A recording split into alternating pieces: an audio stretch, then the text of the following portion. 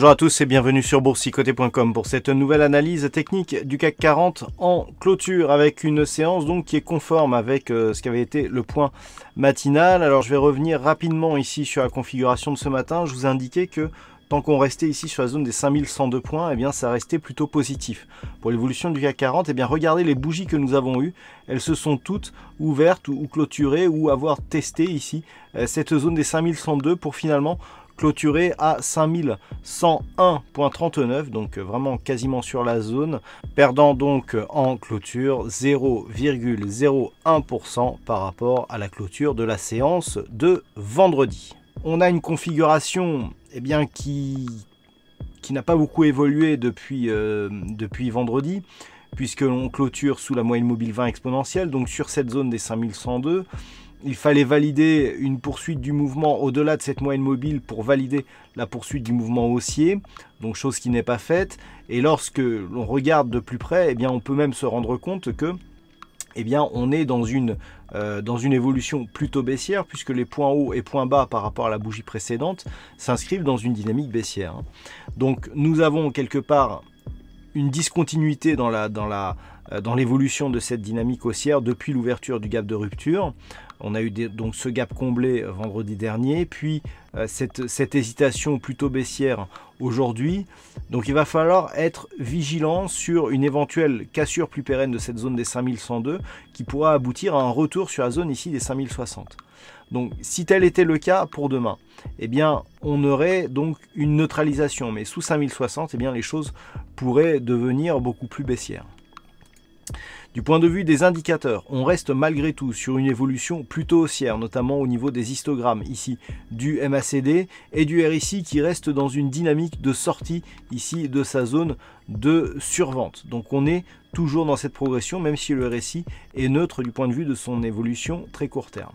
Alors par rapport à cela, donc comme je vous indiquais, on a, si les cours restent ici entre cette zone 5060 et 5102, quelque part on a une petite phase de neutralisation dans une dynamique qui reste plutôt haussière. Pourquoi?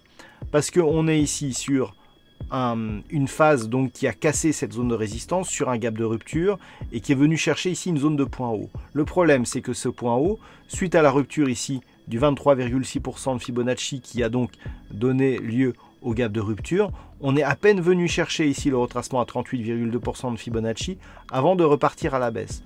Donc tant que l'on est ici entre les deux retracements, on est toujours dans cette dynamique haussière malgré le fait qu'on a des plus hauts et plus bas inférieurs à ceux de la séance précédente sur la séance actuelle. Par contre, si on casse ici le 23,6, on cassera donc la moyenne mobile 20 exponentielle, enfin on restera sous la moyenne mobile 20 exponentielle et on commencera à combler ici le gap de rupture et donc à potentiellement invalider sa dynamique.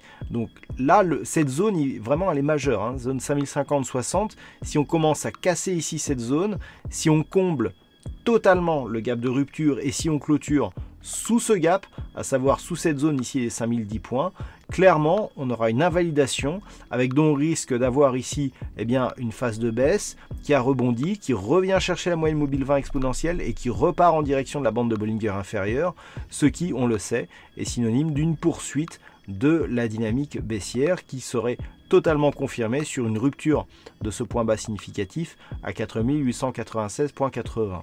Donc ça, c'est le scénario plutôt baissier si on ne parvient pas ici à franchir la moyenne mobile 20 exponentielle. Par contre, si on arrive à franchir cette moyenne mobile et que l'on valide ici une poursuite du mouvement, l'objectif reste un retour sur la zone des 5248 points, puisque cette zone majeure se situe dans la zone 50-61-8, qui validerait donc l'objectif en cas de rupture haussière, ici du retracement à 38,2% de Fibonacci, qui se situe à 5145,10.